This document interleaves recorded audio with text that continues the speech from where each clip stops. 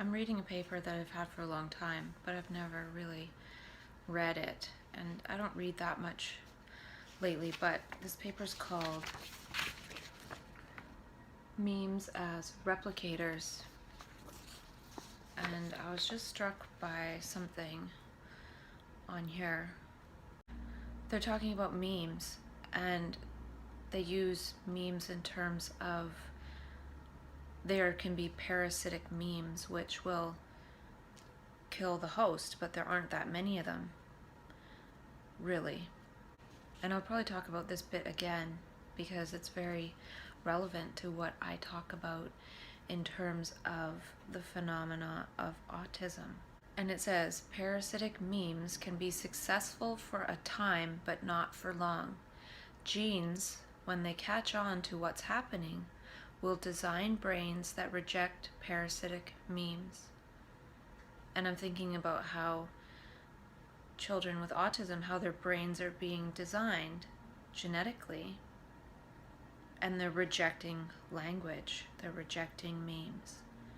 And they do pick up language, but they'll never really pick it up to the same extent because it's gotten to a point where even our supposedly successful memes are actually parasitic. And I think we're really deluding ourselves if we think that they're healthy, because the memes in general are about personal success and personal gain and seeing that as success, and that can no longer be sustained.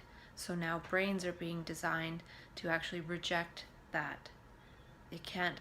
The brain actually can't absorb those memes anymore. And I think that's the same thing that happens with people that go through map consciousness, is that the memes are changing. It's a state of experiencing all these different memes and new memes. And I talked about before in videos a long time ago how there's like a pruning process that happens in this, and one can experience really terrifying memes, but they can be pruned off. But if we don't manage to prune them, sometimes we can end up harming ourselves or a lot of different things. I feel in map consciousness we go outside the field of the program memes, the ones we are so embedded with, and we see there's something else and we feel free. We're just free from our own linear program thought patterns, and those are seen as normal, but what we see as normal is actually going to destroy the planet. So not only is it an individual thing and phenomena, it's a pressure of the entire Gaia-sphere, I feel. And then it says, symbiotic memes which promote behavior adaptive to both themselves and the genes will be doubly successful in the long term, for genes will design brains, or epigenetic rules, to be receptive to or creative of such memes. I think that's really important too. It's saying that the genes can design brains, and it can also design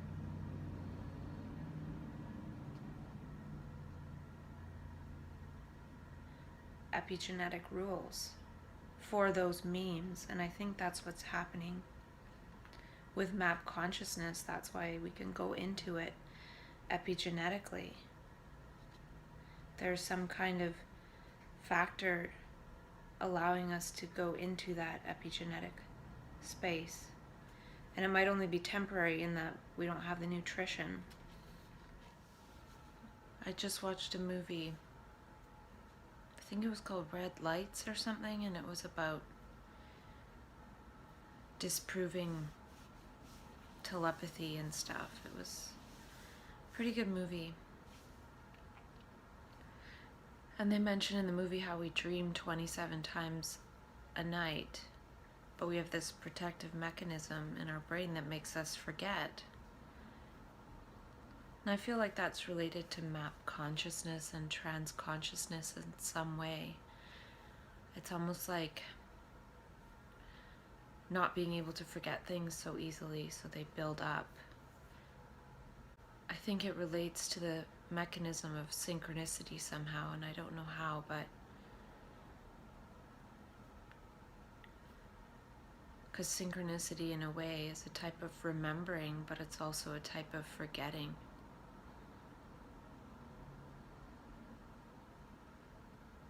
It's almost like remembering to move towards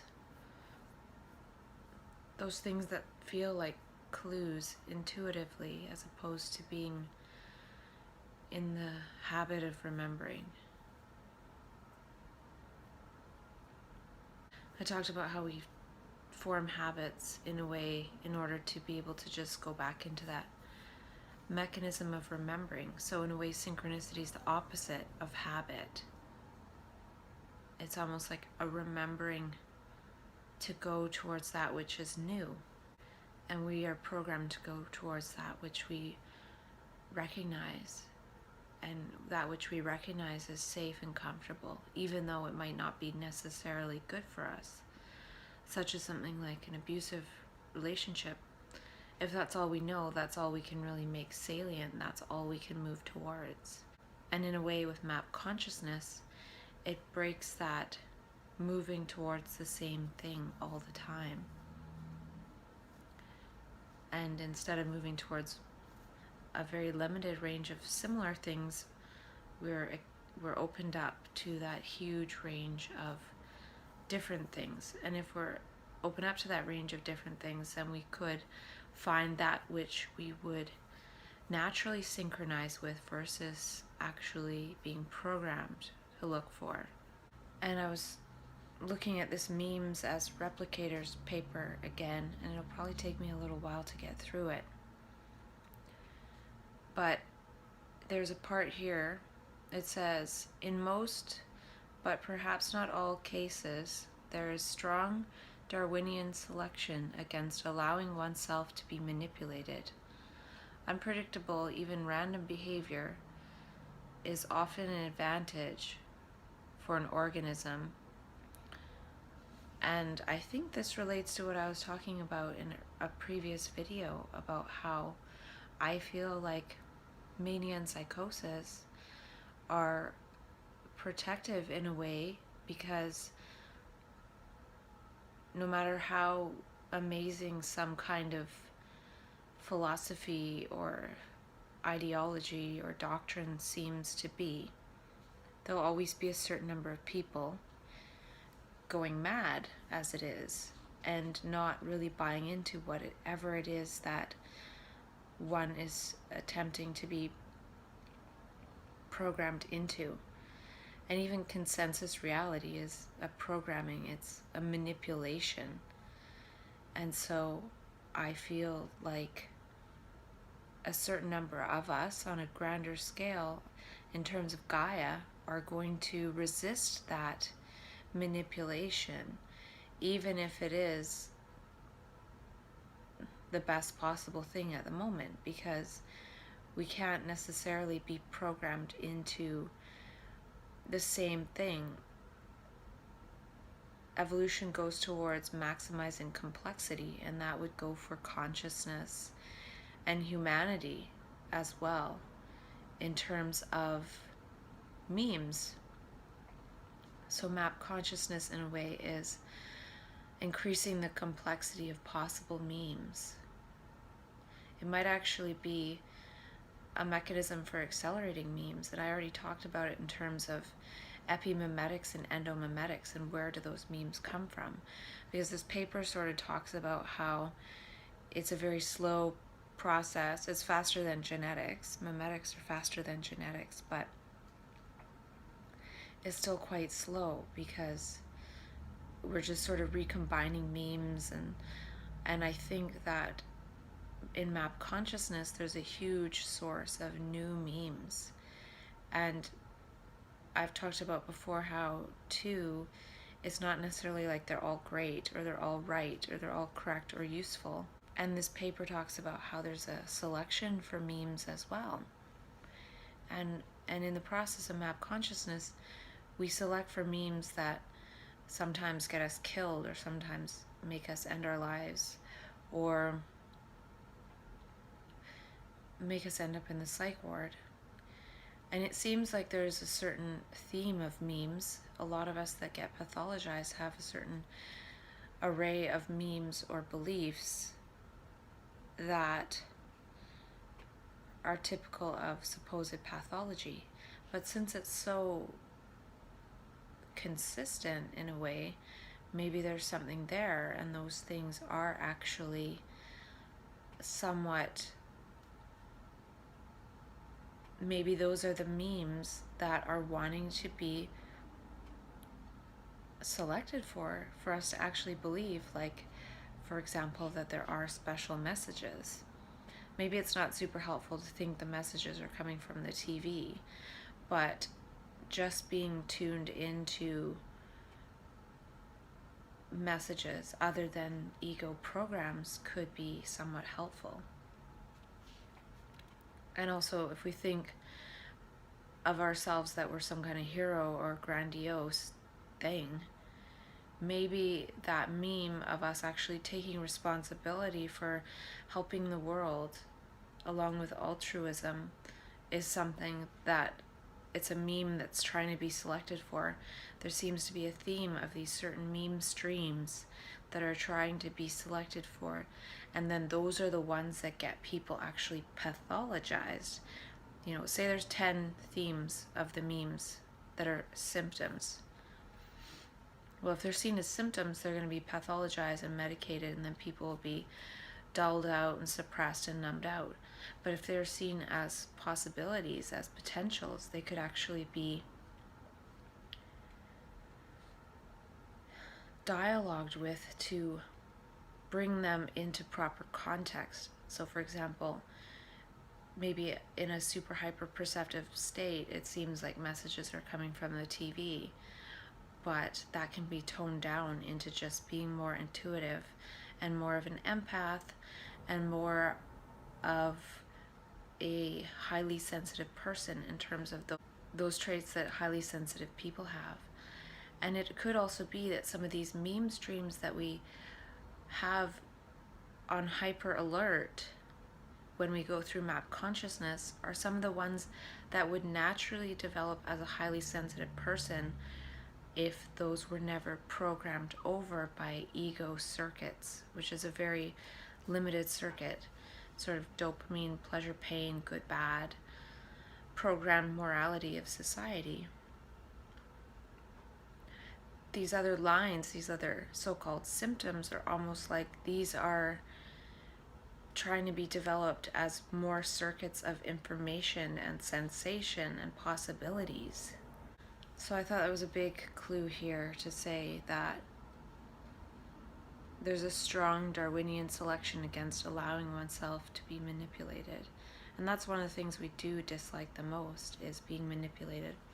And I think much of the societal programming is manipulation, but it's sold to us as this is how it is. And we go along that path until we snap into map consciousness and then are pathologized when we've been manipulated away from our natural way of being. And they talk in the paper about how their meme theory might predict its own success because it's memes about memes. So to create a theory of memes with memes is going to make it seem successful. And I sort of extrapolate that to, if I create the highest theory and philosophizing and memes and context, etc., etc., etc., about map consciousness, about mania and psychosis, that would allow my consciousness to level up when it comes to that. And then it says, there's a blurb about how our brains were constructed by genes with the single-minded purpose of perpetuating themselves, and that these brains are infested with memes with the single-minded purpose of perpetuating themselves. And I was thinking to myself, I think this relates to, but it doesn't say here, that memes actually write genes.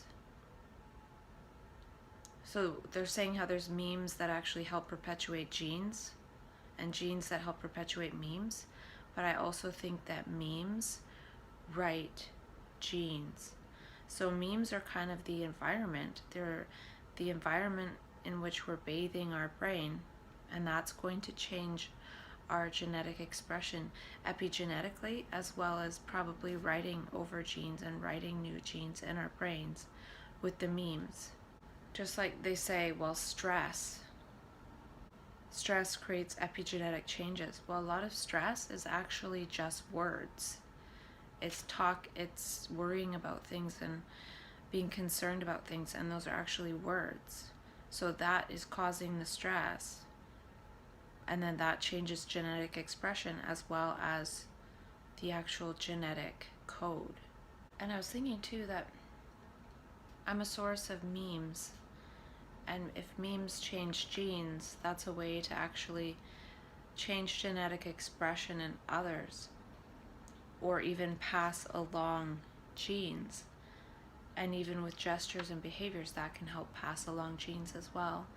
So genetic reproduction, as in having children, is one way, but just speaking memes is another way.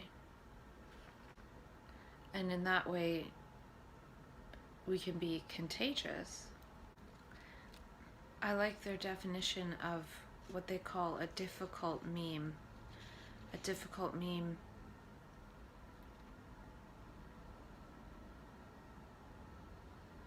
is something that's difficult to teach or learn, or difficult to communicate, and they tend to die with the brain containing them. And many memes in animals are difficult because of lack of language. I'm trying to create some language and make some of these difficult memes easier to see. They say, where do memes come from? They arise by combination of parts of some old memes in new ways, with perhaps just a jot of originality, mutation. And I think that a lot of the memes that come through me are quite original, at least for me, but there could be similar things out there. And they say stressful situation seems to promote mutations in genes and memes. But the stress must be on the genes, not just the organism. Thinking in terms of map consciousness and how that must stress the genome to mutate towards that. Maybe we haven't produced the mutations to sustain those new lines of supposed symptoms, which could be gifts, misunderstood. And it says there's a strong selection pressure on genes to produce brains that accept or create symbiotic memes and reject bad or parasitic memes. I think that there's been this artificial selection pressure created towards dopamine and personal pleasure. It's almost like dopamine. And I feel like map consciousness is outside the field of program memes. And it's in a field of selecting new memes. It's like a freedom from all those old memes, and now one is selecting new memes. And I think that's very important for the evolution of consciousness and our understanding of what it means to be human. And it says symbiotic memes, which promote behavior adaptive for both themselves and the genes, will be doubly successful in the long term. For genes will design brains, or epigenetic rules, to be receptive or creative of such memes.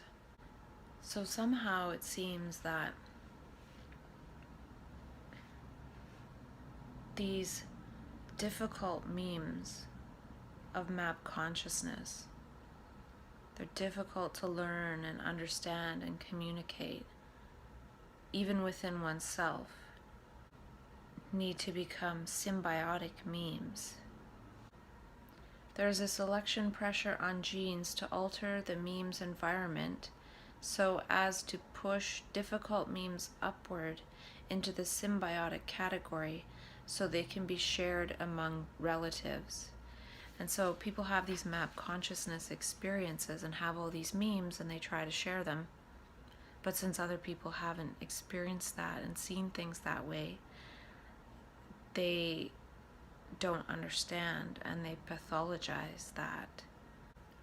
It's sort of like a person going to California and coming back and telling their doctor about California and all of how it looked like. And then the doctor says, well, there's no such thing as California, but the doctor has a picture of California, and since you're describing what the doctor sees in the picture of California, aka a textbook, they're saying, well, you are hallucinating because you're seeing this picture described in this textbook. But the doctor's never been there themselves. So it doesn't make any sense. It's like new neural pathways trying to be created, but then they get pathologized. And it's all congruent with literature. It's like the same thing.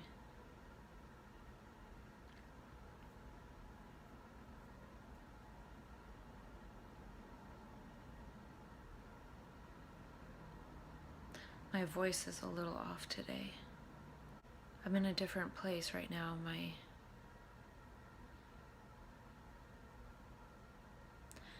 If I didn't label it bad, it wouldn't be a bad place at all. It's not the same as being super productive and able to work. I feel more hypersensitive to noise. I feel like I don't want to live in this location anymore that's so noisy.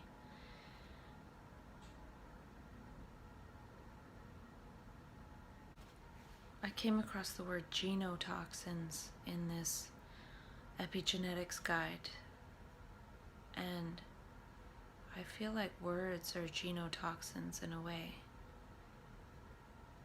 because they can change our genetic expression. And I think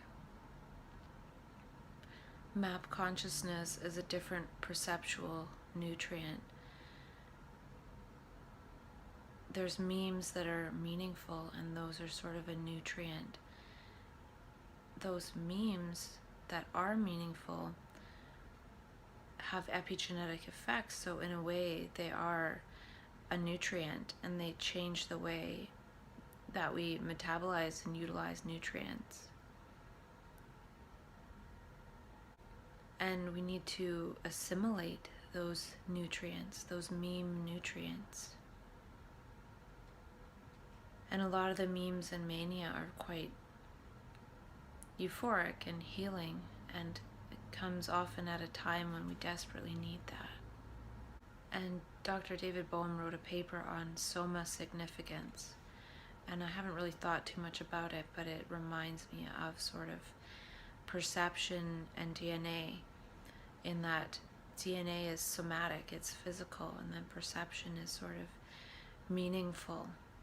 And so that meaning can be transformed into matter, and matter can be transformed back into meaning in that perception, DNA interaction, in that epigenetic exchange and epimemetic exchange as well.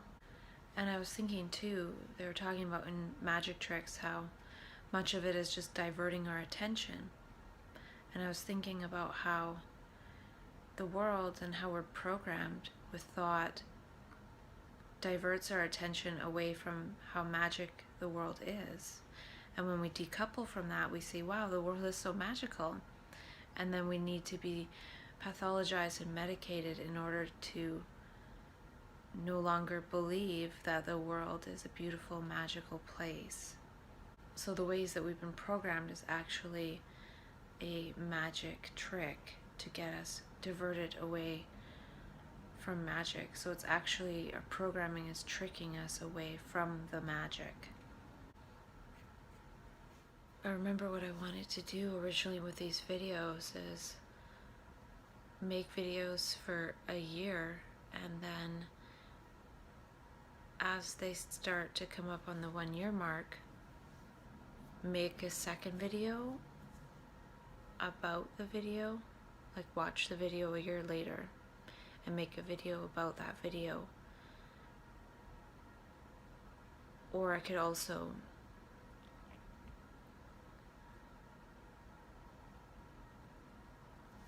make a video about that video,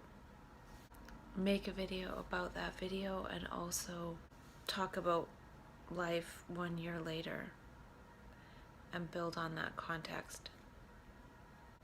I think my first videos were in June of this year, so June 2016. So once I get to June 2017, then I can start doing the parallel videos.